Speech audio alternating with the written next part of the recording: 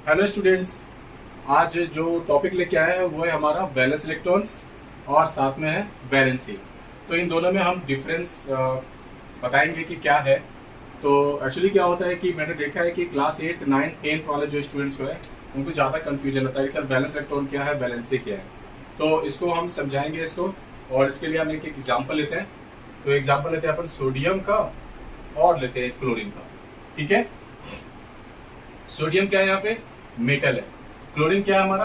यहाँ पे मेटल है। और इसकी एटॉमिक नंबर कितना है? 11 है। इसका एटॉमिक नंबर कितना है? 17 है। ठीक है।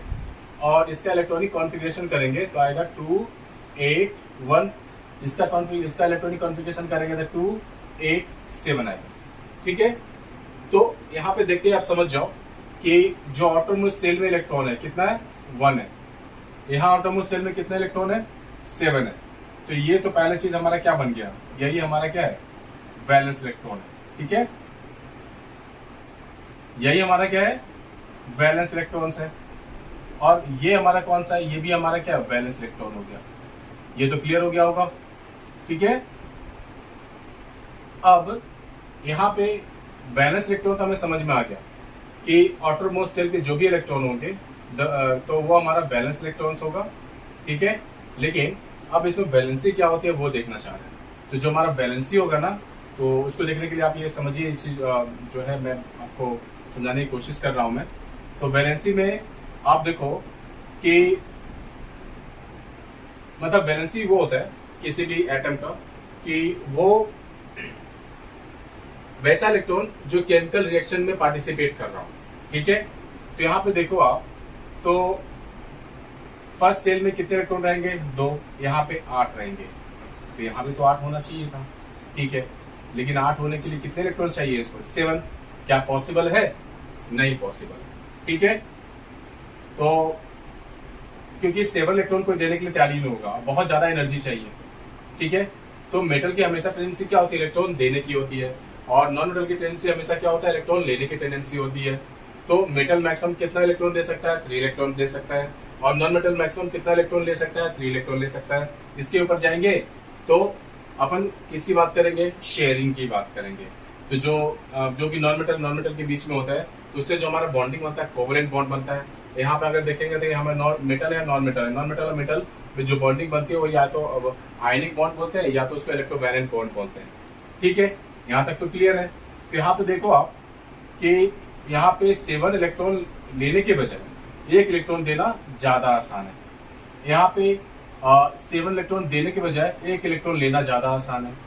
क्लियर है कि नहीं? क्लियर है ना? और ये पास में किसके है? ये हमारा नियोन के पास में। क्यों? क्योंकि इसका जो इलेक्ट्रॉन्स होते हैं इस तरह से हमारा, मतलब इसका इलेक्ट्रॉनिक कॉन्फ़िगरेशन ऐसा होता है। और इसमें एटॉमिक नंबर कितने होते हैं? इसमें एटॉमिक नंबर होता है 10। यहाँ पे अगर बात करें तो यहाँ पे आर्गन है, इसका एटॉमिक नंबर होता है 18, जो कि होता है 2 8 और 8। तो देखो आप, ये इसके पास में है, ये इसके पास में। कैसे पास में? 2 8 2 8 है ना पास में। यहाँ 2 8 देखो 12, यहाँ पे एक ही इलेक्ट्रॉन कम है इसमें, और यहाँ पे 1 इलेक्ट्रॉन दे देगा तो आसानी से ये कॉन्फ़िगरेशन प्राप्त कर लेगा, है ना? तो अब यहाँ पे आप देखो कि 1 इलेक्ट्रॉन देना ज्यादा आसान है, तो ये इलेक्ट्रॉन आसानी से दे भी देगा। यहाँ पे दे देगा कि नहीं दे देगा? तो अगर दे देगा, यहाँ क्या हो जाएगा? यहाँ पे बन जाएगा 2 8 आ जाएगा, जो कि यहाँ पे हम देख सकते हैं कि हम जानते हैं किसी भी एटम में जो भी एटॉमिक नंबर होता है ना, वही नंबर ऑफ इलेक्ट्रॉन्स और नंबर ऑफ प्रोटॉन्स के बराबर होता है।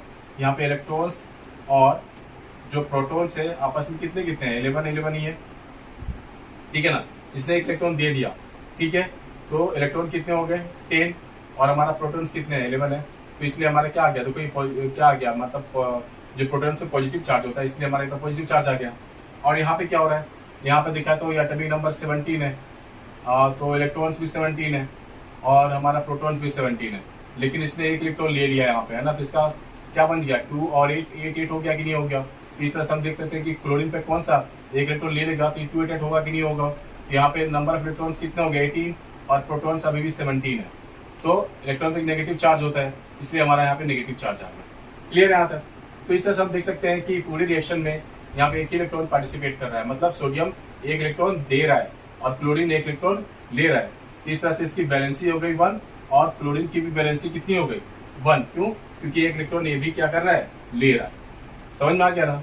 इस तरह से हम देख सकते हैं कि कैसे कि सोडियम का वैलेंस इलेक्ट्रॉन 1 है और वैलेंसी भी 1 है, लेकिन क्लोरीन में हम देख सकते हैं कि वैलेंस इलेक्ट्रॉन 7 है लेकिन वैलेंसी कितनी है, 1 है। इस तरह से हमने बता दिया, दोनों में डिफरेंस बता दिया। और अभी भी अगर कोई डाउट लगे तो आप कमेंट बॉक्स में जाके आप बता देना कि सर इसमें फिर से डाउट है, इसको रिपीट कर दीजिए, मैं फिर से रिपीट कर दूंगा। तो चलिए, आपको अगर ये वीडियो अच्छी लगी तो इसको लाइक करें, सब्सक्राइब करें और इसके अपने फ्रेंड्स में शेयर भी करें। ठीक है, चलिए, थैंक यू।